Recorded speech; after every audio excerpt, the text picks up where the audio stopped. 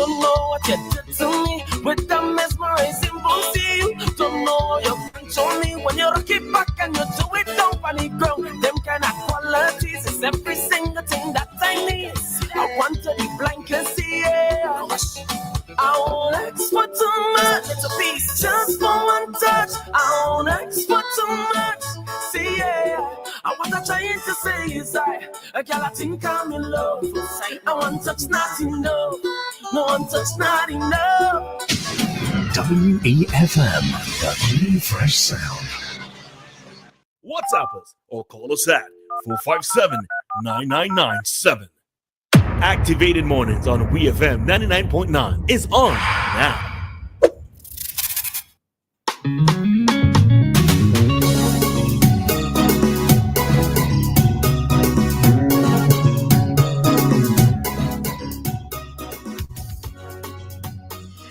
And we are back with you for another segment of our Activated Mornings program here on WEFM. And it is our Talk to Us segment.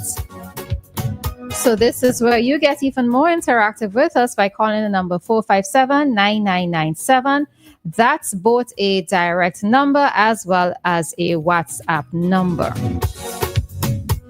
We are also live on Facebook and YouTube. So yeah, we have a caller. Remember, callers, 3 minutes, please. 3 minutes.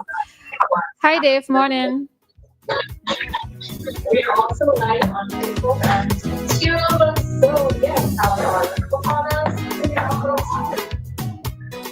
Dave? Yes, good morning. Good morning. Good morning. There's so much to be said, and I noticed that this talk time is being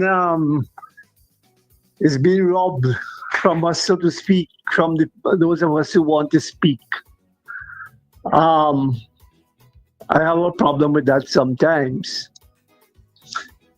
Anyhow, the situation is, I didn't realize Dr. Thompson is also given a commentary, having free access on a Monday morning. I'm now hearing he's giving a commentary. Well, look at the amount of commentaries. Dave Roberts could give commentary too, but I just put that in. But we are getting so much commentaries, and I just hope they're going places or they are making that impact. And I remember some time ago, Queens asked a question about Dr. Thompson's presence on the morning show, or with you guys, with you girls, so to speak. And I mean, I know some people wouldn't like these kind of questions for whatever reason. I mean, we all have our political bias, but we must learn to be objective. Learn to be objective. Even though you have your political bias, try to deal with the issues that are affecting us. Or maybe Vincentians are not capable of doing that without trying to put a political twist to it and so on. I try to avoid that. And anybody hear me doing that, when you're dealing with serious matters, serious issues, let us see if we can hold our focus on these things, especially if it is for the good of every Vincentian. So those are some of the problems. And I also want to say that hosts on the programs, you have to be careful with what you say to make people get the wrong impression about you when certain issues are raised. These are things that I am mindful of. I found myself in a position one time on the radio, and I know how it is. And it's not easy to be impartial, especially when you're dealing with politics. But I hope after these elections, we will see a change. Now, here I say it how I feel about certain things. I hope after these elections, we will see a difference in the governance of this country. Thank you. All righty. Thank you, Dave. Well, Lisa, I want to say some callers, we lose a few seconds waiting for them to come on. And I think they should fix that. having to wait all the time for people to get over the audio. Anyway. All right. There's a few things that Dave said I want to address, but let's take this call. And to the person who said he got too much time, no, he didn't. It was under 3 minutes. Jeff, good morning.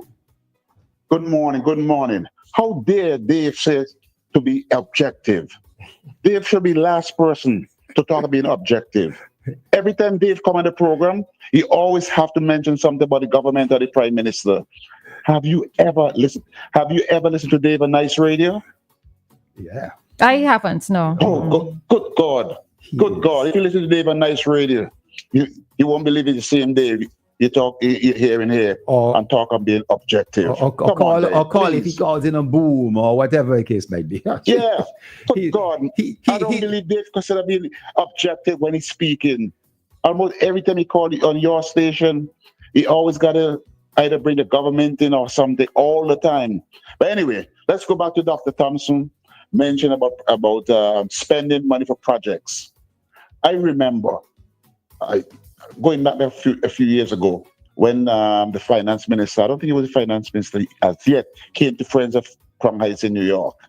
And I put a question to him about the Diamond. Remember, they were supposed to build a stadium at Diamond. And that money, he showed me that it will get done. But the money was used for other things because we have so many different disasters, whatever. And people are knocking the government. How come you got this money? Because I remember Gaddafi had given him money, gave the government money to where they're, building a stadium. But we have so many disasters. So you have to privatize where that money goes. So I could understand where Dr. Thompson was talking about. There are things that have priority over certain things. Even though you have the money for that particular project, you might have to divert the money to something of more importance. So that being said, I understand where Dr. Thompson was coming from this morning. Well, that was my take for the Doc and his Angels. All right. Well, just to note, it's not that I didn't understand it, but what it is I was saying is, I explained it fully to Doc off air, was that in the minds of many constituents, right?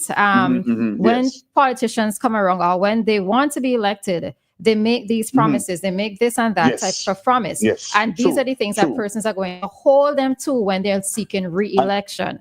So that's the point that I was trying to get out to Doc. Yes, and they should be held to that promise. I totally agree with you. Yeah, this should be. Yeah, but you see, no, this is it. So this is the point, right? They should be held to it. But it's not a case where everything can be completed, or even let's say the majority of things can be completed if certain things nationally have to take precedence. Yeah. So sometimes it's the ability to understand also that is the challenge. And that's really and truly what the point I was trying to make, right? So, Good. All right. Thanks, Jeff. You all have a good rest of the day. You too. Bye-bye. Thanks. All right. We have another call. Morning, Kojo. Morning. Doc. Hi. Good morning. Yeah. I want to tell people they must look at the house, the way they run the home. If you're working, you're getting $2,000 a month.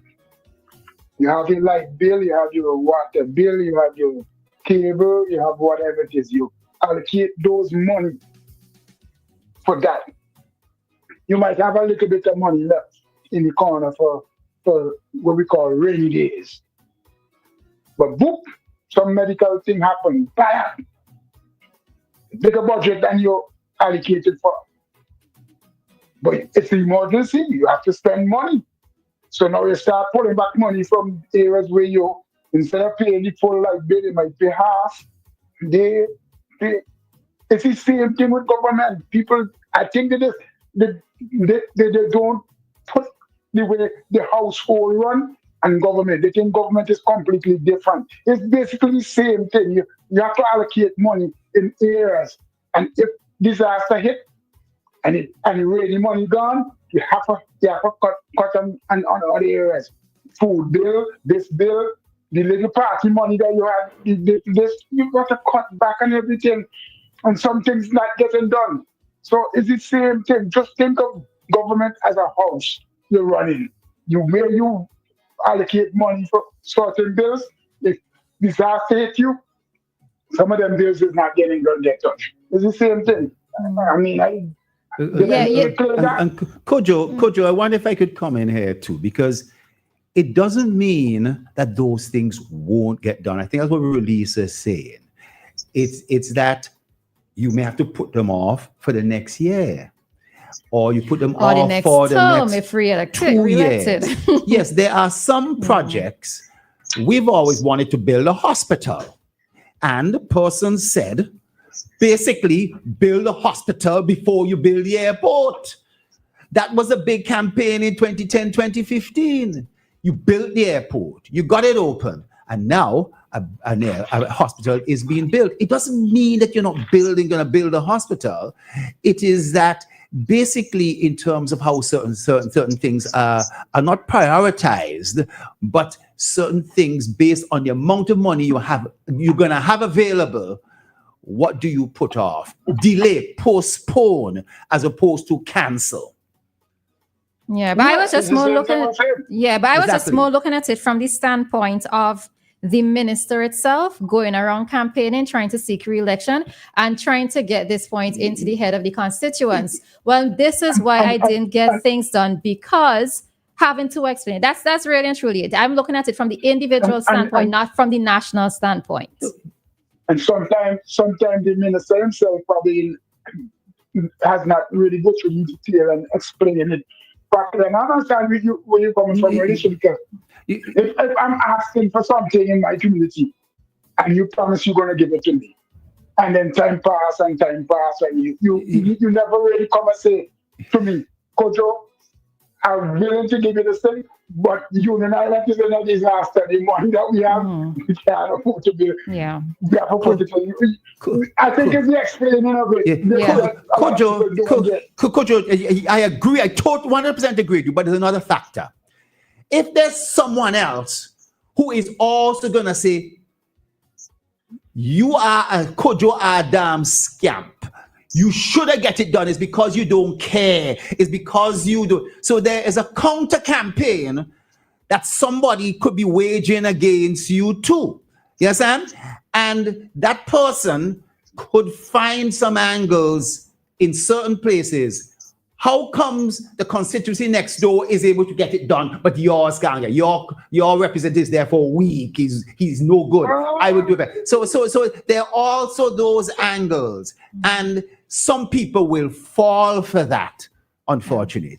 And that's where a conversation comes, because yes, that constituency might be in a more desperate, how I should say, more disastrous way, and they need to get it done more quicker than yours. Yours one could probably wait. Theirs one probably can't wait. Yeah. So even though you see they're doing something over here, that one had probably been in the pipeline probably even longer than you think it is. It looks like it's being done now, but it might have been in the pipeline 5 years. Yeah. And yours one is just a year. So sometimes you just have to be able to explain to people. And exactly. I think exactly. All right. All right. Cool. Thanks, Kojo. Thanks, Kojo. All right. Thanks, Kojo.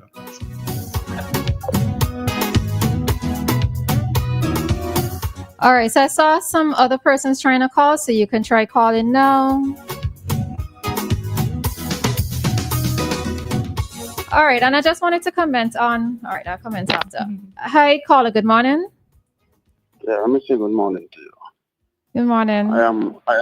I am understanding we talk about prioritizing, and sometimes money has to be taken from one project to the other. But I have been hearing over the years, when these disasters happen, Thomas, Hurricane, Beryl, and so forth, monies have been sourced specifically for those disasters. I've been hearing that.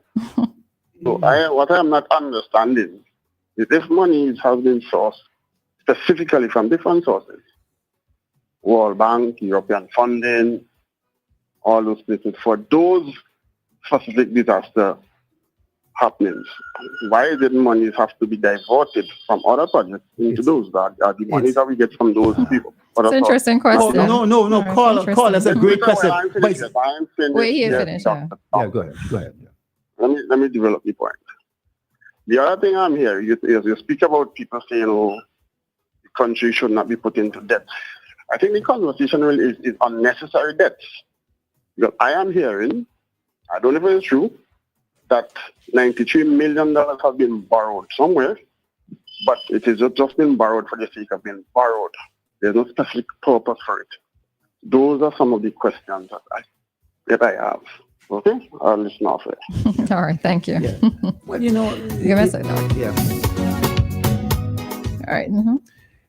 I think very often, let's say the port, you would have had DFID would have given some money, $10,000 to $10 million and so forth. But was that enough to build a port? Or in the case of a disaster, you see this country might give us $100,000, might give us $2 million, give us $3 million. But usually these disasters basically are 500 million, $1 billion in expenditure and so forth. All right. All right. Hi. No, all right, Mr. Mason, you could try calling back. We know it's you, so you could try calling back. Yeah. You could finish it. Yes. You know, you hear an announcement World Bank has given. Listen to the figures.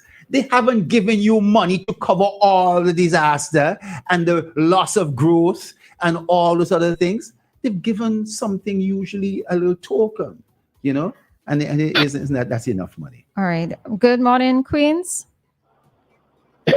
Yeah. One of the few times I agree with Dr. Thompson in terms of you're not able to do everything. You might want, because even you get up today and you say, I'm going to do A, B, C today. And you go outside and your car has a dead battery or flat tire or the pipe start leaking in the house. You got to change your plans. Or your grandmother's sick, you got to go pick up a care to the hospital. Your plans have to change. And he did promise to build, so James did promise to build an international airport. He's there 16.5 years, he didn't build it. ULP did promise to build a cross-country road. They didn't build it. A tunnel under Cain Garden, an indoor sports facility at Rose Place. A what? Sorry, what did you say? Center. No. What was the last one you said? Indoor sports facility. An indoor sports facility at Rose Place. Seth Mackey promised that in 2010. Yeah. Up to now, they have built a center for performing arts. So, yeah, you have to change your priorities. Just that normally people don't give a government 40 years in office for them to do everything they promise on the fourth manifest. See, St. Lucia, they give you 5 years and you're unable to do it. They kick you out, which I think is a little bit unfair. You're unable to do everything you promised in 5 years. But yeah, you're not able to do everything, but it's not normal to give a government 40 years in office for them to complete what they say they're going to do on the fourth manifest. Have a good morning. Bye-bye. All right. Thanks, Queens. I wanted to Queens about yesterday, but let me leave that. You know what I mean? You got a bit of yesterday. That is a different program. That ain't our program. No. I can raise that. You know, you raise what you want. But listen, but in relation to, let's say, the indoor sports, did a particular facility, you know, to house the kids and so forth. I would have loved to see that indoor facility too, but you know, some other priority takes up that particular space and so. But there are a number of things that one could list that you thought that you might want to do. Getting them done is another step. But it's also good to look at the things that you have gotten done, you know, and compare that in some measure with things that you might not have been able to get through. All right, one more call. Hi, caller, good morning. Morning, my ladies and Dr. Thompson. Yes, how are you, brother? This is something, a rumor that banding around Silbins all the time when disaster. I hear the opposition saying, oh, yeah, so much $1 million from there, so much $1 million from there. People give Silbins some money free. Yeah. And misleading people. The government had to go and work and look for money and all kind of things that if people who get Silbins free money free, like a man might get Silbins so a 400,000, or one might get a 2 million, they figure is that that's where they're using to tricky people, tell them, oh, the government gets so much money and this and that and terror. And how we whole are going to them, how going to them, carry go mash up and carry go down build back. Yeah. And we have we mash up here, we got the jeans, we have about 3 to 4 small line and mash up. Carry go is only one. And these people getting the impression. How come that we don't hear that Labour Party people counteract all this stupidness? And they're telling people that the government has to go and borrow money over something over $100 million to build back Silbin, so together with the low fund that they have here. And not tell us about people giving me all this money to build back and all kind of thing. Why we don't tell people them that? All right. If you bury money and bury this and bury that, people give free thing. I'm so happy. All right, cool. I think it is counteracted. But if I mention it once or twice, but someone else is using and mentions it 50 times, it will penetrate just a little more the amount of discussion that takes place on a particular subject. If somebody repeats it and repeats it and repeats it one way, it may sink in a little bit more than someone else who may say, oh, no, this is not necessarily the case. And I suppose that's why they may want to shut up somebody like me. You know what I mean? Because I am a supporter of the Unity Labour Party. I mean, I can't go deny that. So if it is said that I should not be around and I should not, have an opinion, well, I could tell you that's why certain other discussions may well sink in a little bit more and penetrate, because I am not afraid to speak out on a particular topic and say my own opinion. If they want to remove me and basically have only their opinion exposed, well, so much for that. All right. And just before we head on out, we're over time, but let me just say something in response to Dave, though. So Doc has been giving commentary for the past couple of weeks now. And if you are curious as to why he's doing it, he's a co-host here. All right. So while it is that Dianna and myself would raise topics for discussion on Monday, we thought it all was also fitting for Doc to be able to raise his own questions. Now, while Doc does have a program here on the station, it's not in line or in keeping with the type of conversations that we have here on Activated Mornings, all right? So that is the reason why Doc has his own segment. And I'm not quite sure about the views on Doc giving commentary. I mean, Dave, when you call in, you also giving commentary. Everybody who calls in, whether they agree with what we're saying, yes or no, it's commentary that they're also providing. They're giving their opinion. So I'm not quite following that, but if you want to take me up, no, you shush. It's easy to follow. You shush. All right, because we know we're prolong this. But Dave, if you want to take it up with me, take it back up with me tomorrow morning. All right. All right, this is such a simple thing. It's such a simple thing. It's not in relation to me. It is not in relation to me. There are people who basically are going to call in here and they are going to express their views. And there are other people who will have an opposite opinion. That's freedom of speech. And we encourage that. If you have different opinions, we encourage it. It's just to be respectful in the end, you know. All right. I apologize for telling you shush. You be careful. Your fellow, don't go and tell him shush. You know? My fellow? Your fellow, don't go and tell him shush. You know, that's not. You're right. It's not the best thing. You say, darling, could you allow me to speak or something like that? But don't say shush. You know, I suppose that's the kind of guy who will have to take that anti-sperm pill. Yes, you tell him, shush, take the damn pill. Oh, boy, that sounds like the insurance. All right. Yeah. Oh Lord, all right, well, that's we headed out.